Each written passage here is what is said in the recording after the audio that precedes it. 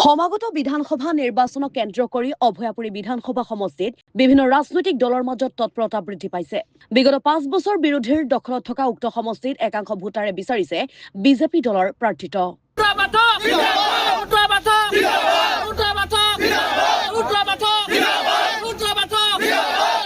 অভয়াপুৰী বিধানসভা সমষ্টিত চৰ্চাৰ আন এটি নাম বিশিষ্ট সমাজসেৱক ৰুদ্ৰ পাঠক।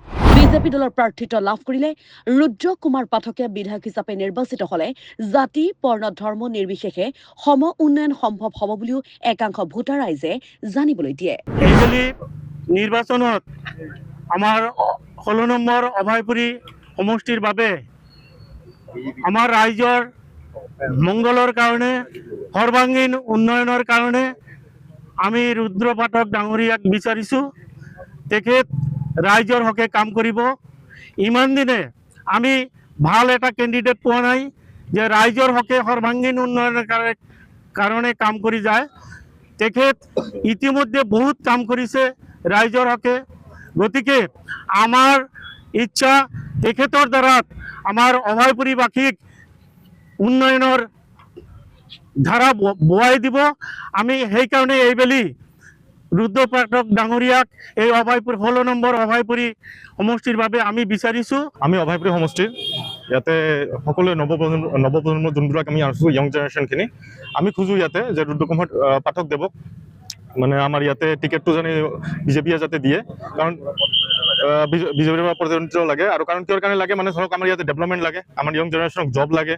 আৰু লগতে জব অকল সেইখিনি হ'লে নহয়, আৰু বাকী ধৰক আজিকালি যিমান ধৰক প্ৰজেক্টছ হয় বা কিবা হয় সেইবিলাক যেতিয়া হ'ব, সেইবিলাক হ'লে অবভিয়াছলি ইয়াতে এমপ্লয়মেণ্টো জেনেৰেট হ'ব। তেনেকৈ ৰুদ্ৰ পাঠক মহাশয় অকল অভয়পুৰী সমষ্টিৰে নহয়, আমাৰ বঙাইগাঁও গোটেই বঙাইগাঁও জিলাৰ এজন স্থানীয় আৰু তেখেত এজন বিশিষ্ট সমাজকৰ্মী। তেখেত জনপ্ৰতিনিধি নোহোৱা অৱস্থাতেই আমাৰ ৰাস্তা ঘাটকে আদি কৰি দুখীয়া নিচলা সকলো ৰাইজৰ লগত এটা জনসংযোগ কৰি চলা আমাৰ পৰিলক্ষিত হৈছে। এই ক্ষেত্ৰত আমাৰ অভয়পুৰী ৰাইজে তেখেতক অনুৰোধ কৰিছিল যে দাদা, যদি আপুনি ৰাইজক যিহেতু এনেও সহায় কৰে, আপুনি যদি নিৰ্বাচনলৈ আহে তেতিয়াহ'লে ৰাইজক সহায় কৰাৰ কিছু আৰু আপুনি স্কোপ পাব। সেই মৰ্মে তেখেতে বিজেপি দলত টিকেট বিচাৰিছিল। কিন্তু আমি প্ৰত্যক্ষ কৰিছোঁ যে এক দুষ্ট চক্ৰই উক্ত ৰুদ্ৰ পাঠকক জনমানসত হেয় প্ৰতিপন্ন কৰি তেখেতক কলংকিত কৰাৰ এক চক্ৰান্ত ৰচিছে। এই ক্ষেত্ৰত আমি উক্ত দুষ্ট চক্ৰক গৰিহণা দিয়াৰ লগতে বিজেপি দলক বা বিজেপি দলৰ ঊৰ্ধ্বতম কৰ্তৃপক্ষক ৰুদ্ৰ পাঠক মহাশয়ক টিকেটখন দি জনসাধাৰণৰ সেৱা কৰাৰ সুযোগ দিব বুলি মই এজন নিজে গৰীয়া সম্প্ৰদায়ৰ ল'ৰা, মুছলিম ল'ৰা।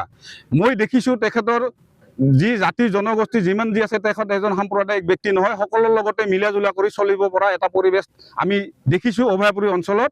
গতিকে ইয়াত জাতি জনগোষ্ঠী বুলি কথা নাই, সকলো মানুহে তেখেতক বিচাৰে এজন জনপ্ৰতিনিধি হিচাপে।